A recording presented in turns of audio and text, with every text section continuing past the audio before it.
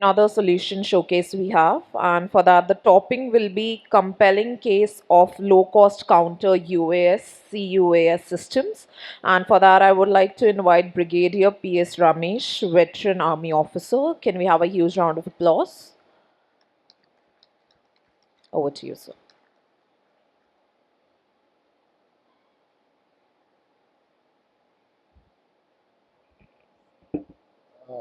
Good evening, ladies and gentlemen. I'm Brigadier Ramesh. My journey with the unmanned system started in 2003 when I was sent to Israel for training by the Indian Army. And the latest milestone is a doctorate with a thesis on unmanned aircraft systems, or drones as we know.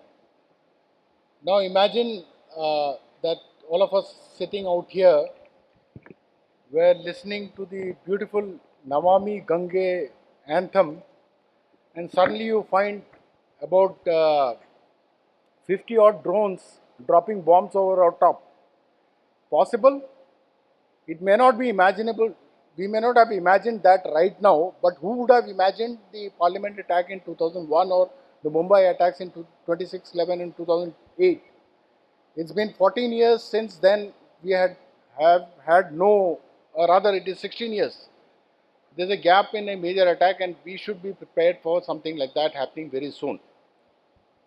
Next, please. Oh, this is present. Okay, thanks. Now, if you look at it, in Manipur, this thing has had happened. What I am saying. If it had happened in Delhi, it would have caused furor, and probably the Indian drone industry, which is basically taking baby steps, would have died by now. The point what I am trying to say is that we need to be careful about what is going to come. I'll just present a few cases and rush through the slides. I'll just like to highlight few things. A very low cost drone on a warship which is the costliest of the British Empire.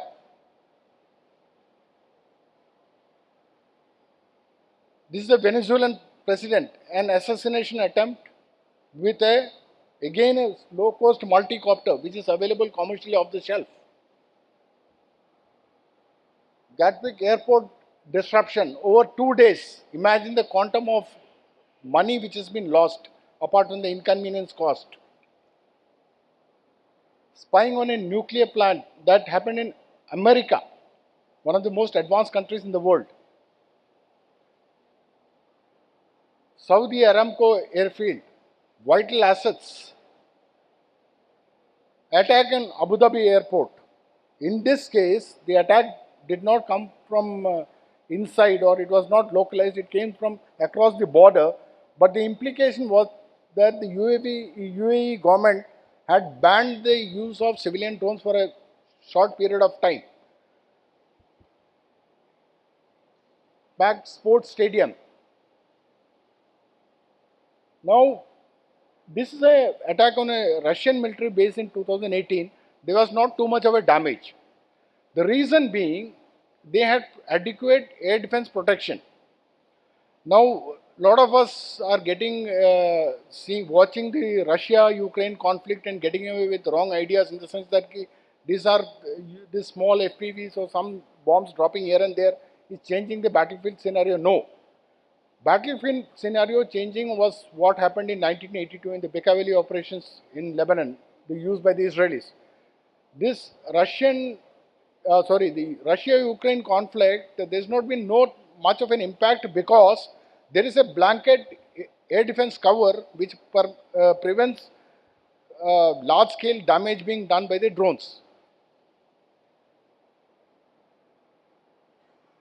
Now, how does the counter solution work? I'll just quickly say, there are various options. But the important point to understand here is that the first and foremost step is detect.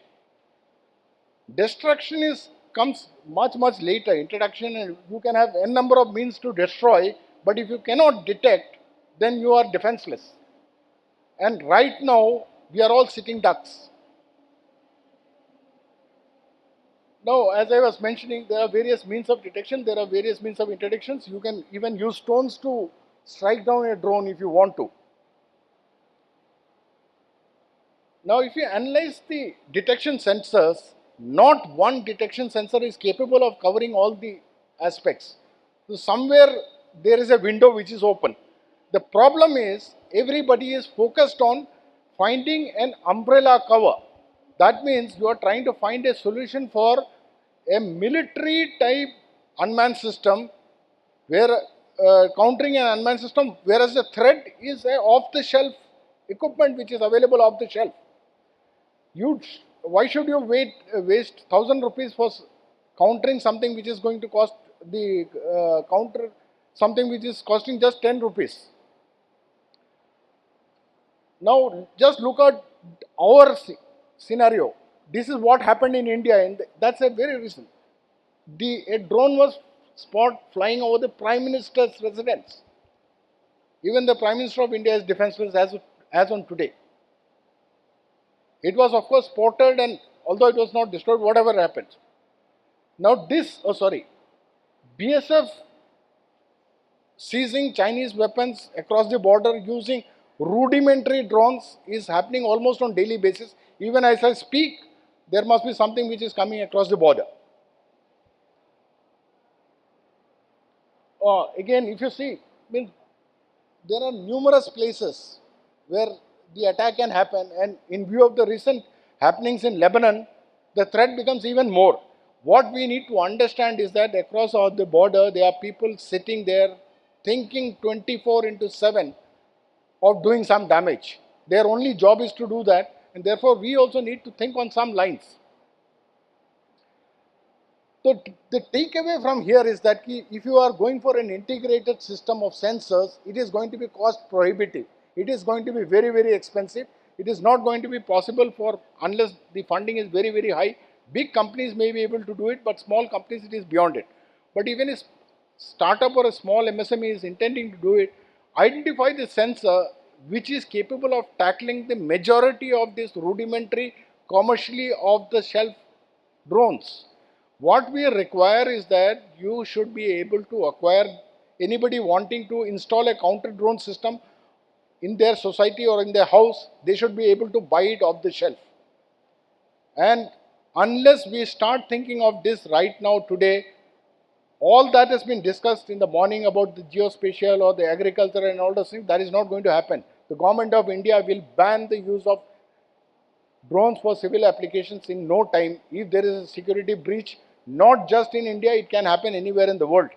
If a big leader is assassinated using a drone, then, and if you personally ask me, as a military man, I would say when you compare the security implications, it is not worth using drones for civil applications. That's all I have to say, and if there is any specific question, I will take on. Okay. This is what I conclude. Deny, that is the first option. Deny the use of drones for civil applications, that's the best solution. But that may not be the optimum solution because there are other considerations. Detect. Unless you are able to detect, you cannot destroy. Okay, any questions please? Or you can take, yes sir. Sir, I can't hear you.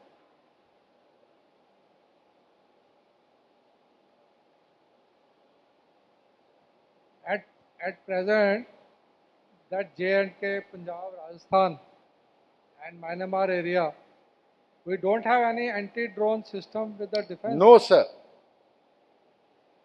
No. Otherwise the attack in Jammu airport would not have happened. Understood.